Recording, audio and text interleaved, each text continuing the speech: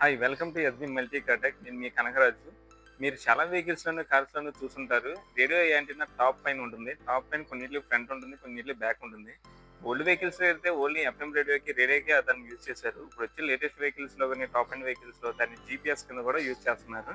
కానీ మారుతిలో సియాజ్ వెహికల్కి ఎఫ్ఎం అనే యాంటీనా అనేది టాప్ పైన ఎక్కడా ఉండదు.